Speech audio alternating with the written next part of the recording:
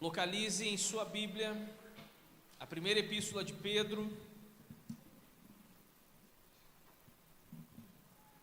Essa é a 10ª mensagem dentro da primeira epístola de Pedro, a 10ª mensagem, e nós estamos na metade da carta. Então temos ainda muita coisa, tem bastante conteúdo, e a palavra do Senhor, ela é maravilhosa. Então a gente fica saboreando, degustando essa palavra, e sempre o Senhor tem algo a falar conosco através de sua palavra. Isso é tremendo. Você sabe disso. A gente lê e já leu aquele texto, lê de novo, e de repente, ao nos depararmos com aquele texto, com aquela passagem, de novo o Senhor fala ao nosso coração. Essa palavra, ela é viva. Alguém disse uma vez que esse é o único livro que, quando você pega ele para fazer a leitura, o autor dele se senta com você enquanto você está lendo. Que coisa maravilhosa. Então, na sua Bíblia, no capítulo de número 3, do versículo de número 13 até o versículo 17. 1 Pedro 3, 13. A palavra do Senhor nos diz assim: Ora, quem há de maltratá-los se vocês forem zelosos na prática do bem? Mas mesmo que venham a sofrer por causa da justiça, vocês são bem-aventurados. Não tenham medo das ameaças, nem fiquem angustiados. Pelo contrário, santifiquem a Cristo como Senhor no seu coração, estando sempre preparados para responder a todo aquele que pedir razão da esperança que vocês têm. Mas façam isso com mansidão e temor, com boa consciência, de modo que naquilo em que falam mal de vocês, fiquem envergonhados esses que difamam a boa conduta que vocês têm em Cristo. Porque se for da vontade de Deus, é melhor que vocês sofram por praticarem o bem do que praticando o mal. Amém? Até aqui a palavra do Senhor. Daqui uns dias eu retomo, e aí começo no versículo 18, exatamente de onde nós paramos. A palavra perseguição, ela tem aparecido com bastante frequência na epístola. Vocês que são inteligentes perceberam isso. A cada pregação minha, na epístola de Pedro, eu falo sobre perseguição, sobre sofrimento, sobre lutas, porque na verdade não é uma escolha minha, não sou eu quem decide o tema, o assunto a ser abordado, é o texto que nos propõe. Então, à medida que nós olhamos para o texto, ficamos nele, analisamos e oramos, obviamente, nós vamos ao encontro daquilo que é central no texto, na palavra do Senhor. E mais uma vez Pedro está falando sobre o sofrimento e sobre a perseguição que a igreja, que, como vocês viram lá na primeira mensagem, no mês de março ainda, está espalhada por várias províncias romanas que hoje fazem parte da Turquia.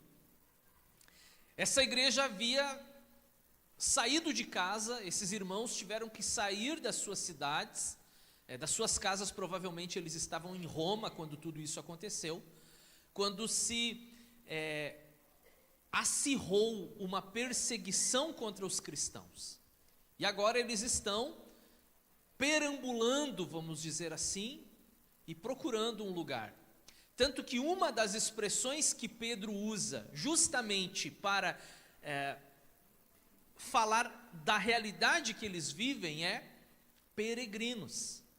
Porque na verdade a peregrinação do crente que é espiritual, na vida daqueles irmãos estava sendo literal. Eles precisaram sair de casa e se mudar e achar pouso, refúgio em outro lugar. Então eles estavam peregrinando, eram peregrinos, mas Pedro trabalha com eles a ideia de que a sua peregrinação, na verdade, não é porque eles trocaram de uma cidade para outra, é porque eles eram crentes em Jesus Cristo e peregrinavam nesse mundo. Então, a leitura da epístola, ela se torna muito mais clara quando nós entendemos o conceito, o propósito, a teologia do livro em si e a abordagem que o apóstolo Pedro faz. Ele fala sobre perseguição, e eu trago na mensagem da noite de hoje o tema: como suportar a perseguição. O que nós devemos fazer? Quais devem ser as nossas atitudes diante da perseguição? E agora falando mais objetiva e claramente, a perseguição religiosa. Quando você é um crente em Jesus Cristo e sofre por conta disso. Quando você assume publicamente que você é um discípulo de Jesus e recebe inimizade. Quando você assume que você é um crente em Jesus Cristo e percebe que está sendo rejeitado, que as pessoas estão de alguma forma tentando te prejudicar, porque não concordaram com a sua decisão e com a nova vida que você está levando. Então nós vamos pensar um pouquinho sobre como que nós podemos fazer para suportar isso.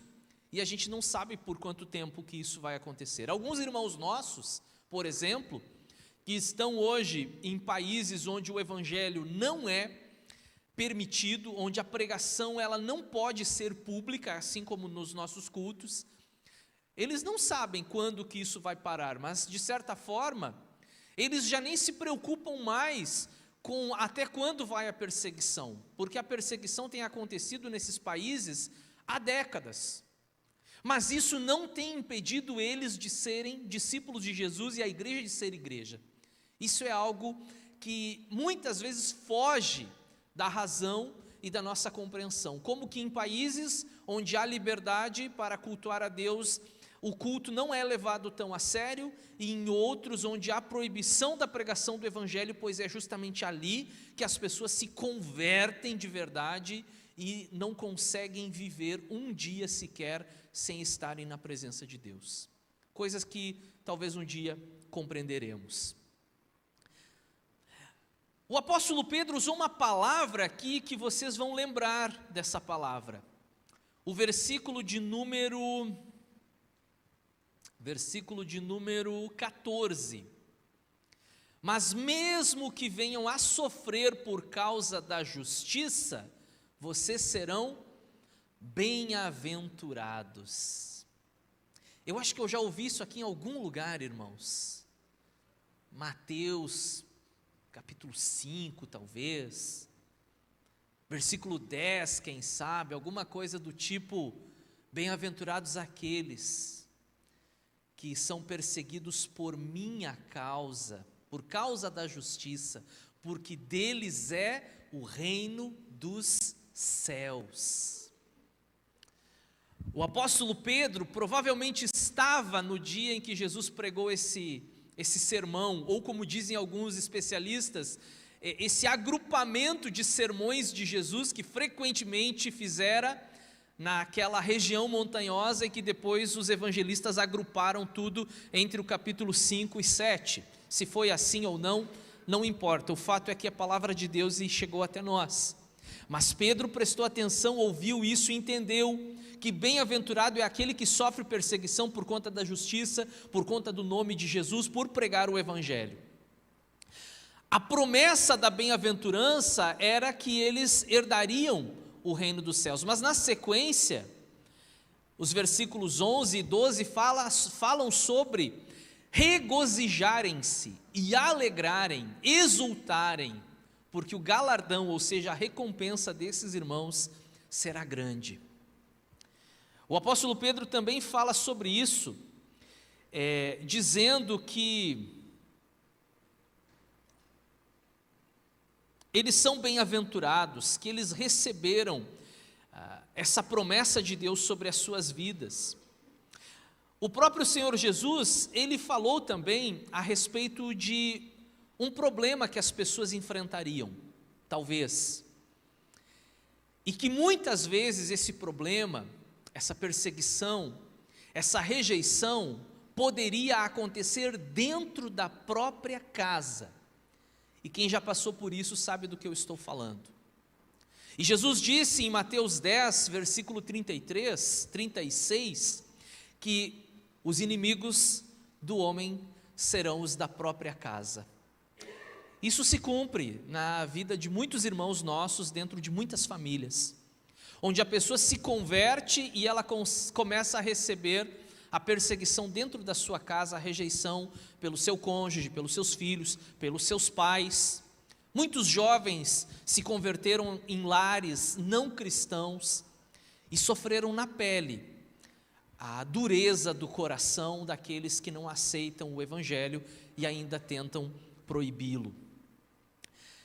Jesus disse que ele não veio trazer a paz, mas ele veio trazer a espada, e ele veio trazer conflito entre marido e mulher, pai e filho, e a gente se pergunta: Jesus, é o Senhor mesmo quem está falando isso? Como assim? O príncipe da paz nos diz que ele não veio trazer a paz, mas ele veio trazer a espada. Aquele que disse para Pedro: guarda a tua espada, porque aquele que vive pela espada morrerá, agora está dizendo: eu não vim trazer paz, eu vim trazer espada. A gente precisa entender o significado dessas palavras figuradas. É óbvio que Jesus não estava falando de uma espada literal, de uma arma. Jesus estava falando que o Evangelho, ele vai gerar conflito se você vivê-lo de fato como ele é. A luz e as trevas não têm nada em comum. Não se pode amar dois senhores. Vocês não podem amar a Deus e ao mundo. Então, em algum momento, quando nós vivemos o Evangelho, haverá conflito, justamente por parte daqueles e por iniciativa deles, daqueles que não reconhecem, como nós reconhecemos o nosso Senhor, e também para eles não faz o sentido que faz as palavras do nosso Senhor aos nossos corações. E um pregador do passado disse que se na sua vida como cristão, em nenhum momento da sua vida, você bater de frente com o diabo, pode ser que você e ele estejam caminhando na mesma direção. Frase de John Bunyan: se em nenhum momento da sua vida você der de frente com o diabo, talvez é porque você está caminhando na mesma direção dele. E na vida do crente, meus irmãos, isso tem sido verdadeiro. O crente que não passa por luta, por dificuldade, não tem perseguição, não sofre rejeição, ele tem que se perguntar se está tudo bem com a vida dele, porque inevitavelmente, quando nós aceitamos o Salvador na nossa vida, nós também ofendemos aqueles que rejeitam Ele como Salvador, inevitavelmente. E aí a gente vai pensar então, com base nesse texto, como que a gente faz para suportar a perseguição? E em primeiro lugar, com base no texto, e o próprio apóstolo Pedro diz isso, santificando Cristo como Senhor no coração. Santificando Cristo no coração como Senhor. E como é que faz isso? Vocês já tinham ouvido essa frase? Já tinham lido essa frase? Claro, vocês leem Bíblia, obviamente, né? Mas vocês já tinham parado para pensar qual que é o sentido dessa frase? Como que eu faço para santificar Cristo no meu coração? Ele já não é santificado, ele já não é santo, ele já não é perfeito, como que eu vou santificá-lo no meu coração? Então, obviamente, o sentido, a interpretação não é essa, tem que ser outra. É a mesma coisa que a oração do Pai Nosso. Pai nosso que estás nos céus, santificado seja o teu nome. Mas o nome de Deus já é santo, já é santificado. Então, que oração é essa que eu preciso pedir para Deus e rogar que o nome dele seja santificado? Tudo precisa de uma interpretação adequada. E fazendo uma breve pesquisa sobre esse termo usado por Pedro, Eu consegui aqui pelo menos 3 possibilidades e que na verdade elas não se distinguem, mas elas se complementam. Não é que é uma ou outra, não, ambas, né, ou todas elas, porque são 3, todas elas são complemento uma da outra. Em primeiro lugar, santificar Cristo no nosso coração tem a ver com o temor e a reverência, ou reverência e temor que temos por Ele.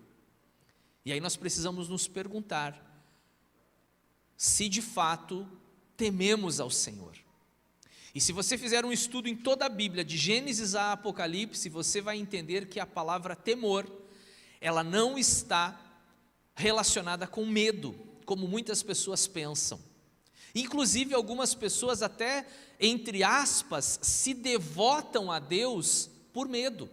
Eu tenho medo de ir para o inferno. Eu tenho medo das consequências. Eu tenho medo do castigo. Há um tempo atrás, é bastante tempo, uma revista brasileira publicou uma matéria sobre a fé que move o Brasil.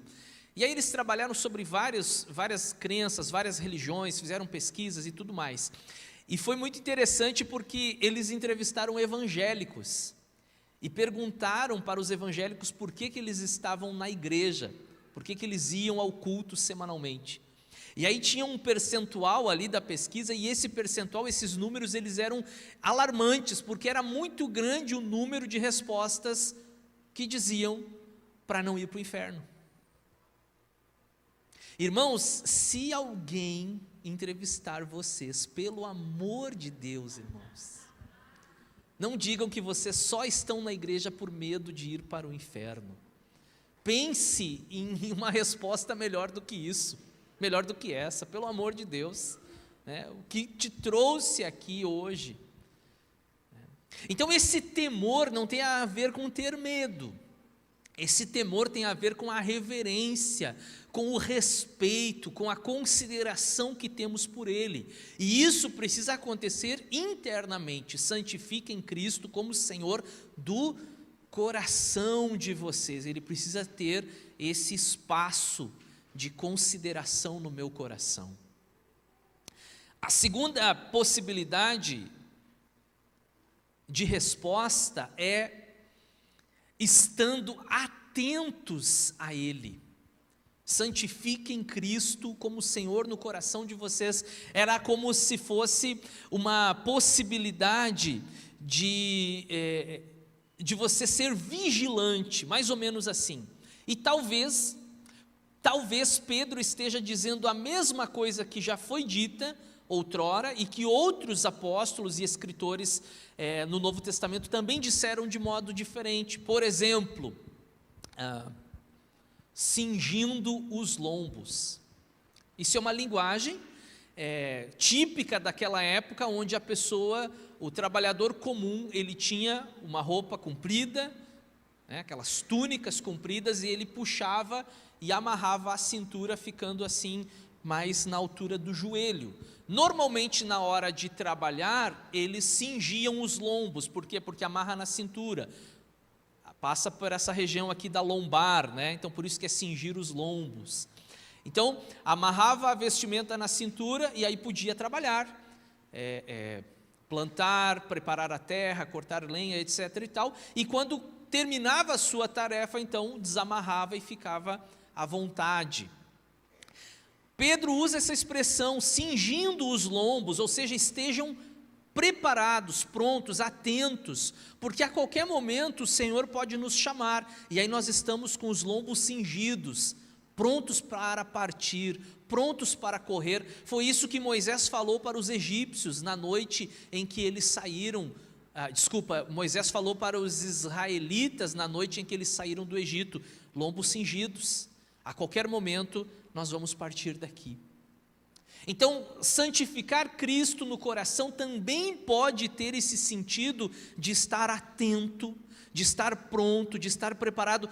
Jesus disse assim, eu não vou lembrar a referência, mas é fácil de você procurar até mesmo com o seu celular, bem-aventurado aquele que estiver em pé na volta do Filho do Homem.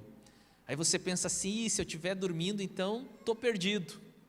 Se eu estiver deitado no sofá depois do almoço, então eu fico. Não, o em pé aqui não é no sentido literal, é no sentido espiritual. Você, no seu coração, na sua vida espiritual, precisa estar em pé quando Jesus voltar e não prostrado. Então, bem-aventurado aquele servo que estiver em pé na volta do Filho do Homem. Então pode ser que quando Pedro diz assim, santificando Cristo no coração de vocês, ele possa estar dizendo também, de certa forma, que o discípulo de Jesus precisa estar pronto e preparado. E uma terceira possibilidade de resposta aqui é santificar Cristo no coração, considerando-o em mais alta estima, ou seja, Ele é o nosso tesouro, Ele é precioso para nós.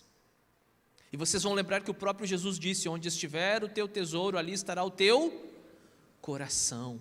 Então santifiquem Ele no coração de vocês, ou seja, a gente costuma dizer, Jesus ele não deve ser o primeiro no seu coração, Ele deve ser o único, porque o lugar que Ele precisa ocupar no nosso coração não pode ser dividido com mais ninguém, com a pessoa que você mais ama nesse mundo, não pode ser dividido. O amor a Cristo precisa estar num lugar diferente ao amor que você sente pelo filho, pelo cônjuge, pelo pai, pela mãe ou por qualquer pessoa.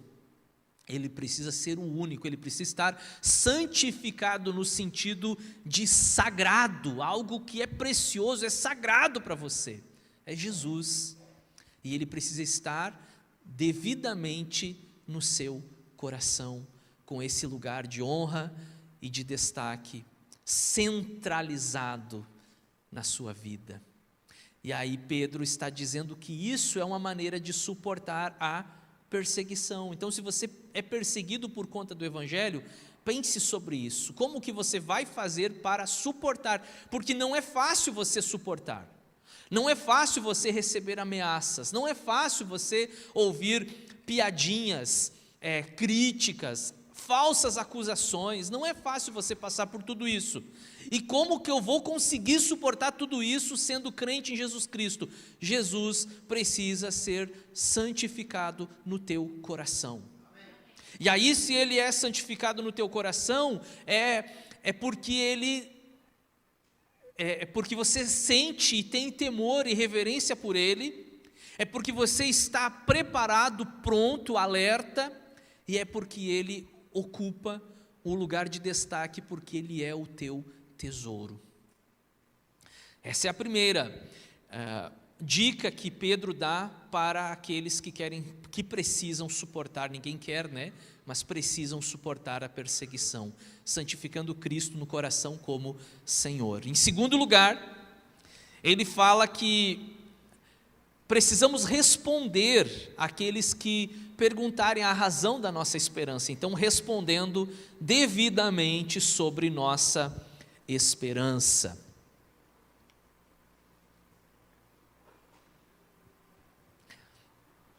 E vocês vão entender por que Pedro fala sobre isso e qual a relação disso com a perseguição. Por que eu estar sendo perseguido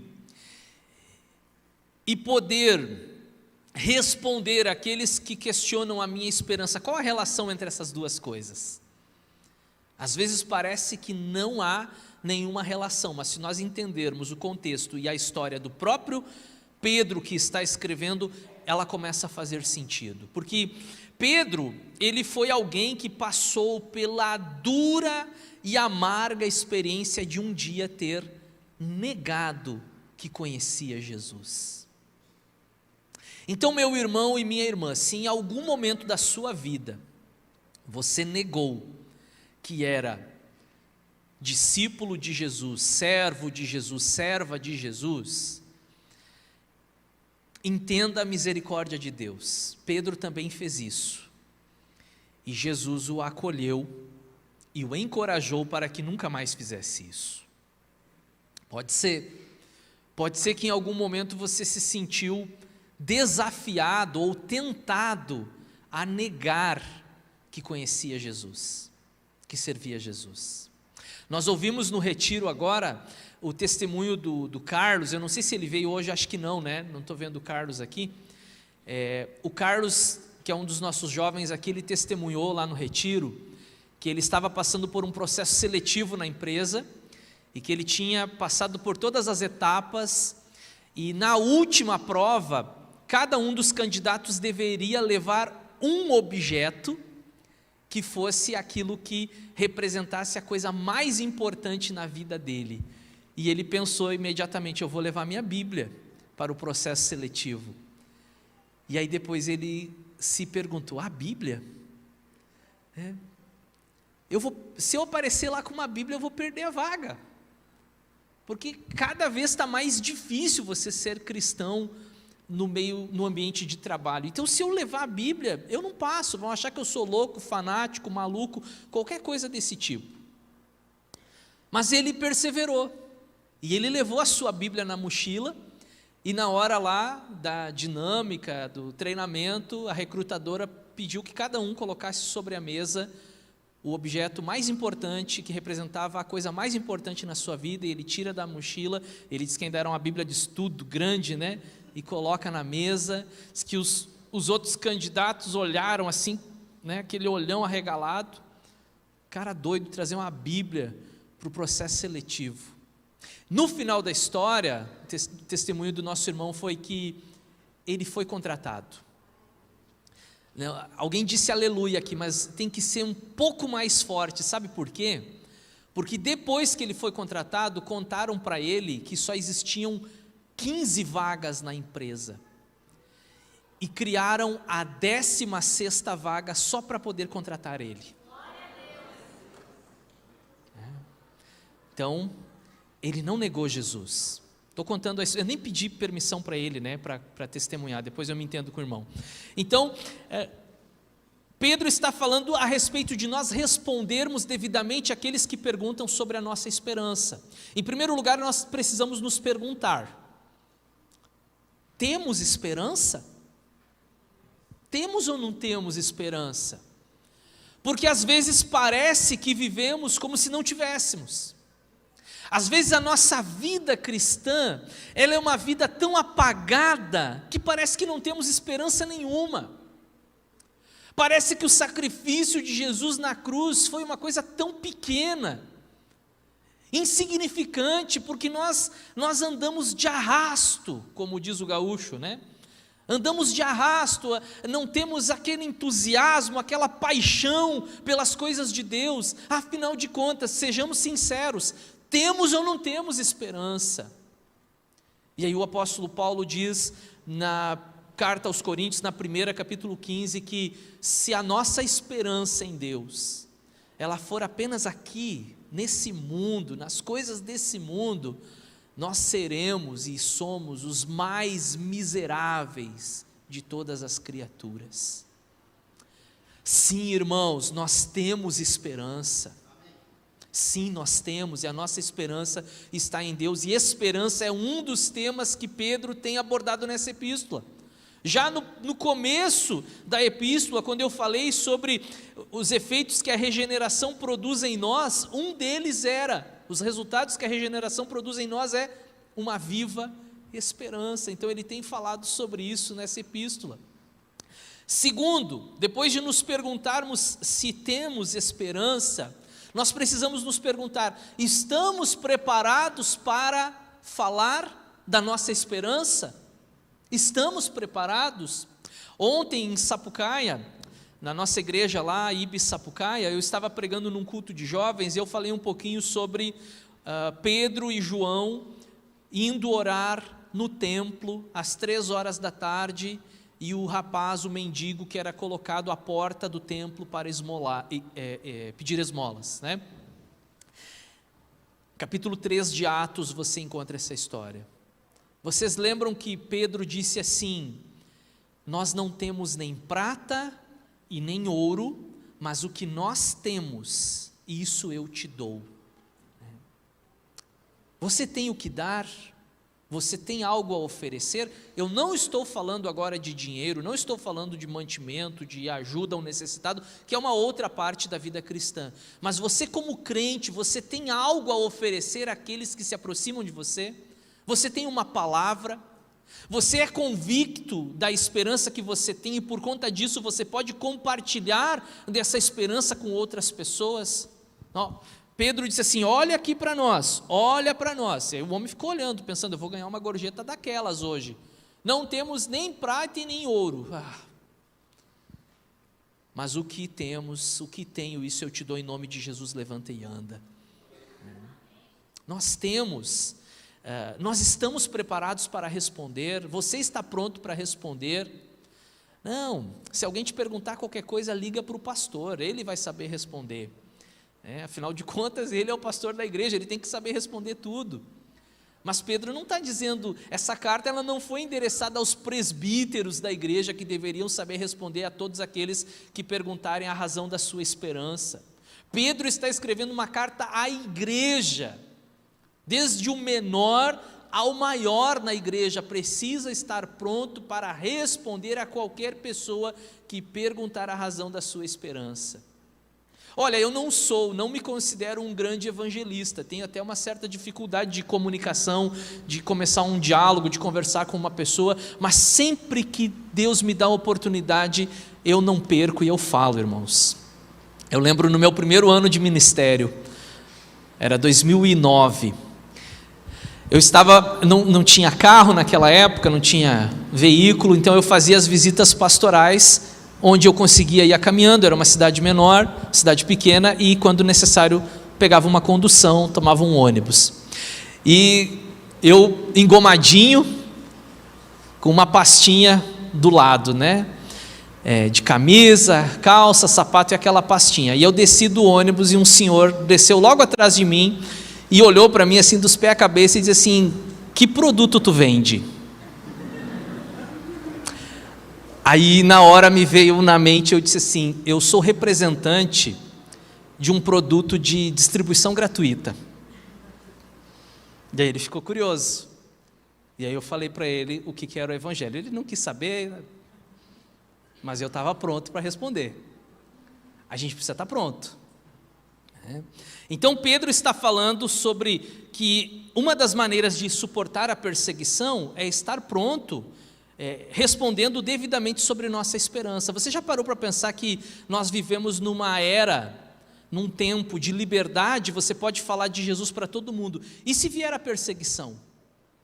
E se começarem a prender cristãos no Brasil, colocar pastores atrás das grades, nós vamos nos calar? Você já se perguntou a respeito disso? E aí entra na terceira resposta dentro desse ponto: nós temos coragem de falar? Você tem coragem de falar de Jesus? E se você falando de Jesus, você pode perder aquela vaga de emprego? E agora, eu levo a minha Bíblia ou não levo? E se eu falar de Jesus, de repente, eu perco amigos, de repente eu tenho pessoas que são importantes na minha vida, mas se eu falar de Jesus, pode ser que eu perca alguma delas. E agora? O que você faria? E se te proibissem de falar de Jesus, e se te ameaçassem: olha, você está proibido de falar de Jesus, você não abra mais a sua boca para falar de Jesus.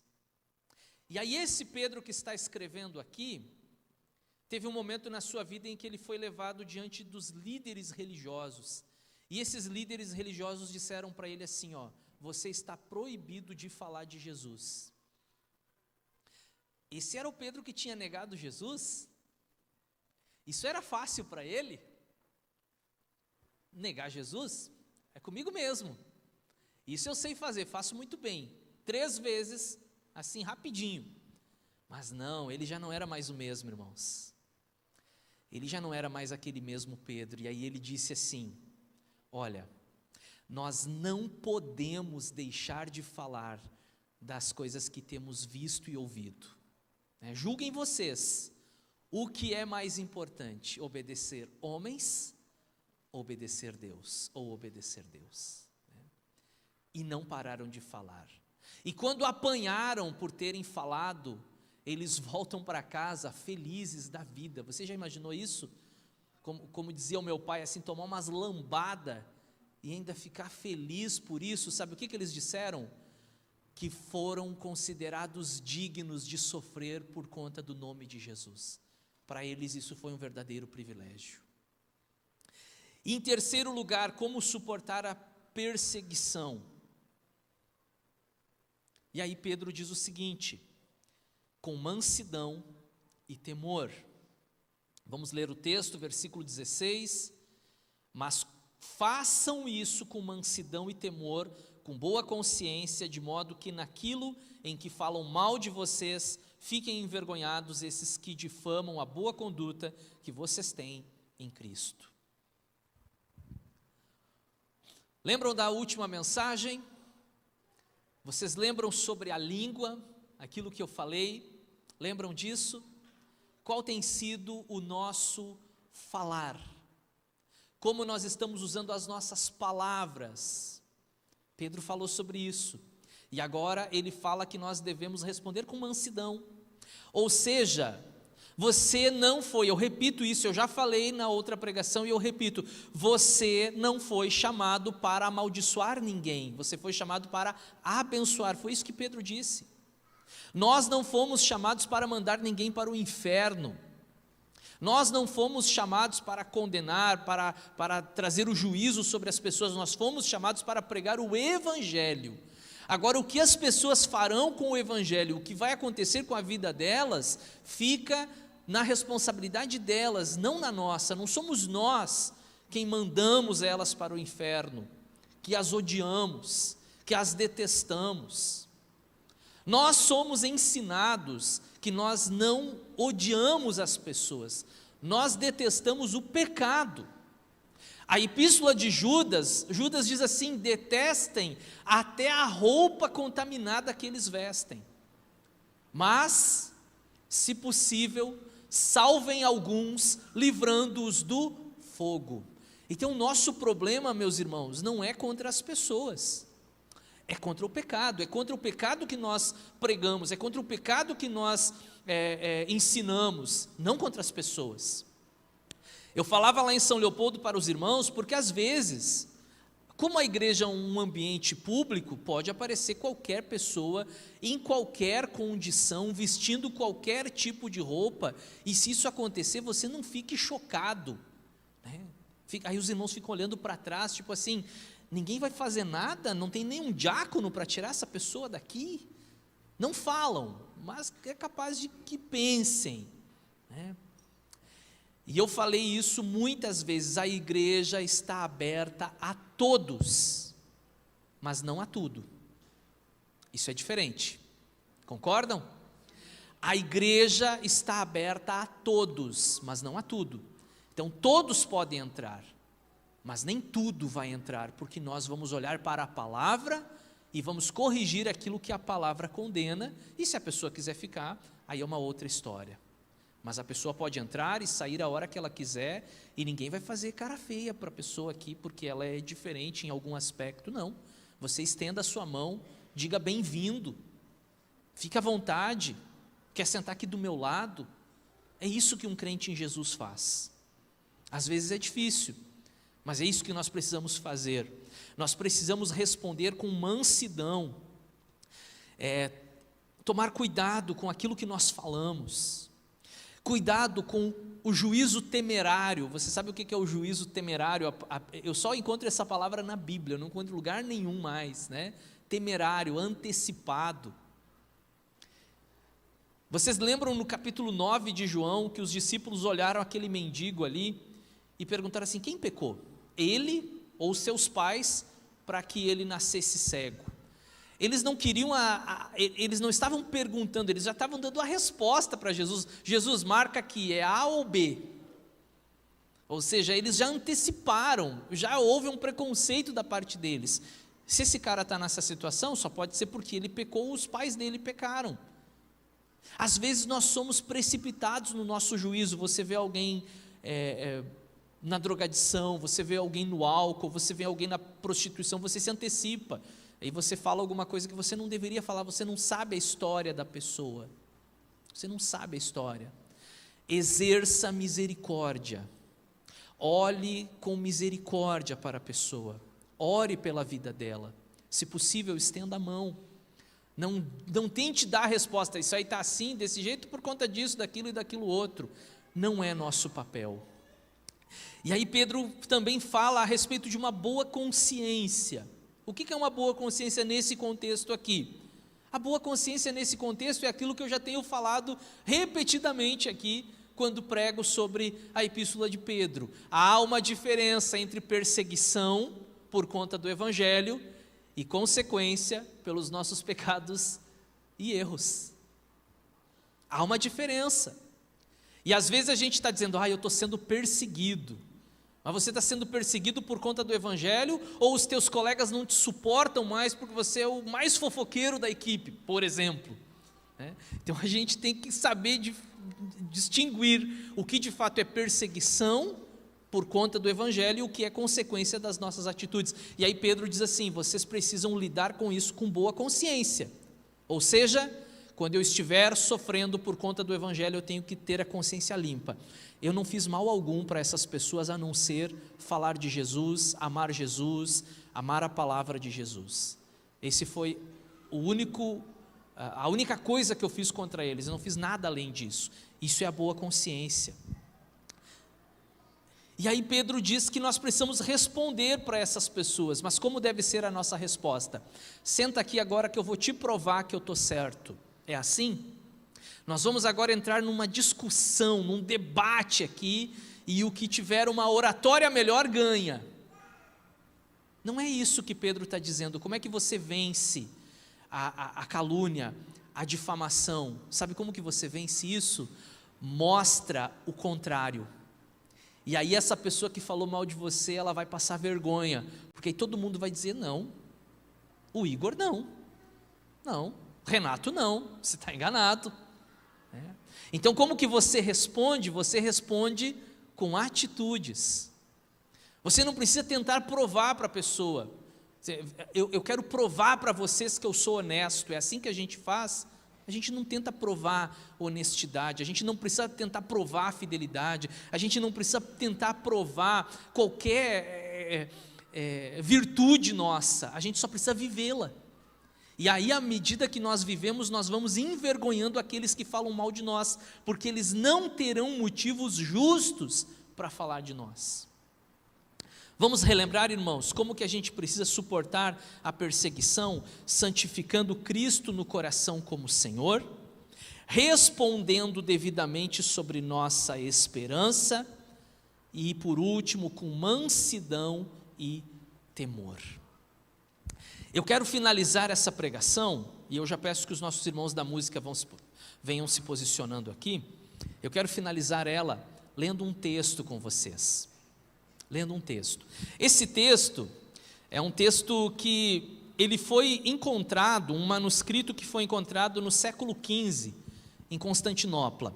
E alguns especialistas dizem que esse texto ele é do 2º século da era cristã, mais ou menos lá no ano 120. Eu tenho as minhas dúvidas em relação a isso, se ele é do 2º século ou se ele é mais recente. Mas aqui para mim não faz diferença a data do documento e se ele de fato é verdadeiro ou se ele foi uma história construída, porque de fato não é palavra de Deus, não estamos tratando de um livro do cânon das Escrituras, mas de uma literatura.